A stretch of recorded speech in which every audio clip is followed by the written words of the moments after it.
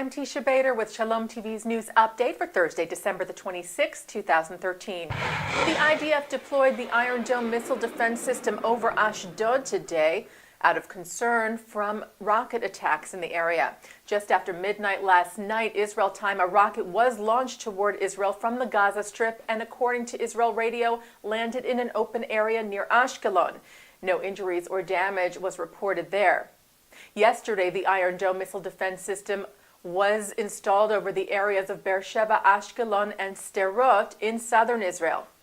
These measures are just part of the security measures beefed up in Israel this week following the recent slew of terror attacks, including the bus bomb in Bat Yam Sunday and Qassam rocket into Ashkelon Sunday night, both with no injuries, the stabbing of an Israeli police officer by a Palestinian in the West Bank city of Adam on Monday, and the fatal shooting of an IDF employee by a Palestinian sniper on Tuesday who was working along the Gaza border fence.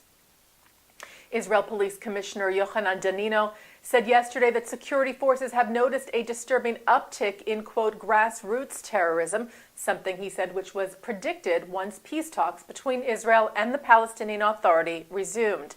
Danino made the remarks while visiting the hospitalized police officer who was stabbed on Monday. The officer is said to be in stable condition, although he lost a kidney in the attack. Israel's Defense Minister Moshe Ya'alon blamed the Palestinian Authority and Hamas for the recent rise in violence. Ya'alon also said Israel's planned release of 26 Palestinian security prisoners this coming Sunday would be rediscussed due to the situation. And Israel's Channel 2 television reports that Israeli Prime Minister Benjamin Netanyahu is expected to announce new settlement construction in the West Bank and East Jerusalem next week, coinciding with the scheduled Palestinian prisoner release. Earlier this week, the Prime Minister also responded to the increase in terror attacks in Israel. He said Israel would not tolerate a, quote, drizzle of attacks from Gaza, which would, quote, turn into a storm. Netanyahu said there had been recently a certain increase in attempts to commit terror attacks, noting, though, that since Operation Pillar of Defense, the South has been quieter than it had been for more than a decade. The Prime Minister said, "I am committed to maintaining that quiet with a strong hand and an outstretched arm. That is our policy." Israeli President Shimon Peres also addressed the escalation of attacks. He said if Gaza wants peace, it must behave quietly. If not, it will suffer the results of the unrest exponentially. Gaza is under no occupation, Peres added. If it thinks the world will continue to support it and contribute to the death of innocents, it is wrong. We will continue, he said, to ensure our security. Israel's Yediot Aharonot reports today that Israeli Prime Minister Netanyahu and Palestinian Authority President Mahmoud Abbas have been maintaining a secret channel of talks for several years now. The report said that Netanyahu confidant attorney Yitzhak Malcho has been traveling to London from time to time, meeting with one of Abbas's associates. Yediot said this back-channel diplomacy was aimed at solving problems on both sides and was very significant during Netanyahu's previous term, when there were no official peace negotiations taking place. Adding that now, with official peace talks, the importance of the secret channel has diminished. The Jerusalem Post reports that a Russian state forensics agency found that former Palestinian leader Yasser Arafat died of natural causes and not radiation or polonium poisoning. This according to the Interfax news agency. Earlier this month, French scientists also determined that Arafat, who died in 2004, was not killed by polonium poisoning, counter to the findings of Swiss forensic experts, who last month said their tests of samples taken from Arafat's body were consistent with polonium poisoning, but stopped short of saying that that was absolute proof of the cause of death. Israel has long been accused of being behind Arafat's death, a claim which Israel flatly denies. Former captive IDF soldier Gilad Shalit is adding his voice to calls for the release of convicted Israeli spy Jonathan Pollard. In an open letter published this week on Ynet, Shalit urged the Israeli public to join him in demanding Pollard's release.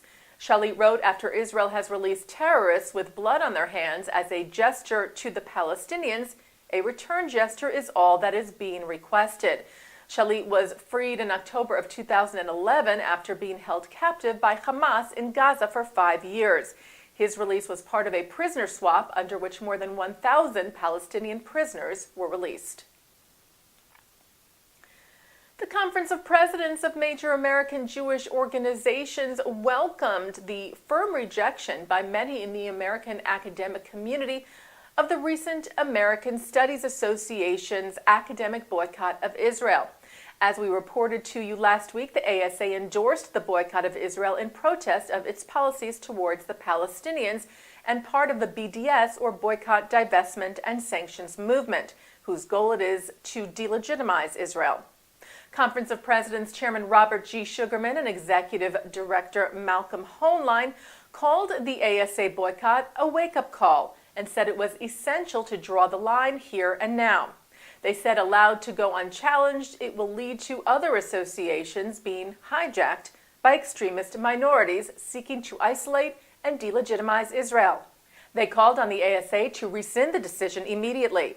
Sugarman and Hoenlein said they were encouraged by the strong public stance taken by many presidents of some of the finest universities and colleges in the U.S., including Brandeis, Indiana University, Kenyon College, and Penn State Harrisburg, who all have said that they will withdraw from the ASA, and many others who have rejected the boycott.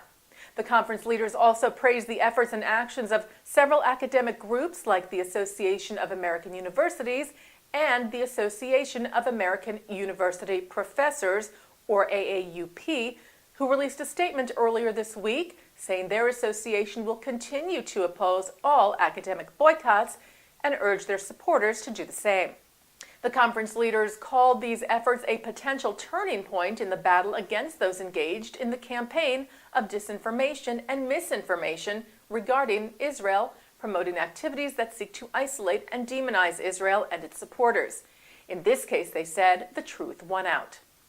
And the Israel Action Network, or IAN, a strategic initiative of the Jewish Federations of North America in partnership with the Jewish Council for Public Affairs, urged the academic community to follow the lead of the AAUP and unequivocally oppose academic boycotts such as the one endorsed by the ASA.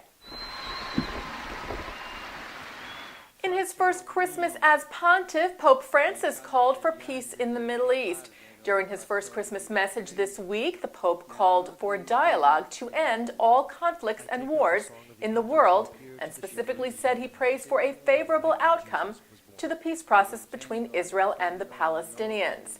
Francis spoke from the central balcony of St. Peter's Basilica to a crowd of about 70,000, expressing his hopes for a better world. Merry Christmas. And Israeli Prime Minister Benjamin Netanyahu released a Christmas greeting this week as well to Israel's Christian friends, where he referred to Jerusalem, still covered in snow, as the city of peace and a city with great history for both Christians and Jews. The state of Israel. Netanyahu wished Israel's Christian friends from across the globe the warmest Christmas greeting. We have a great past. We have common values. We have the desire to seize a common future of security, prosperity, and peace. So from the city of peace, Jerusalem, I extend the warmest Christmas greetings to all of you. Merry Christmas. And turning to our Shalom TV programming for tonight, Thursday, December the 26th, coming up on In the News at 6:30, the Union for Reform Judaism's tribute to the late Rabbi David Hartman. URJ President Rabbi Rick Jacobs presents the Alexander M. Schindler Award for service to world Jewry to Hartman's son, Rabbi Dr. Daniel Hartman of the Shalom Hartman Institute in Jerusalem. That program will also replay tonight at 11:30 and through tomorrow at 12:30 in the afternoon. And then later tonight on L'Chaim, part 1 of Shalom TV's annual Jewish Year in Review. A discussion of the most significant Jewish events of 2013 begins with a discussion of the Pew Report on American Jews with Dr. Stephen Boehm of the American Jewish Committee, Micah Halpern of the Micah Report, Rabbi Julie Schoenfeld of the Rabbinical Assembly of America, and Thane Rosenbaum, novelist and professor at Fordham. That's tonight here on Shalom TV and ShalomTV.com. And that's Shalom TV's news update for Thursday, December the 26th, 2013. I'm Teisha Bader.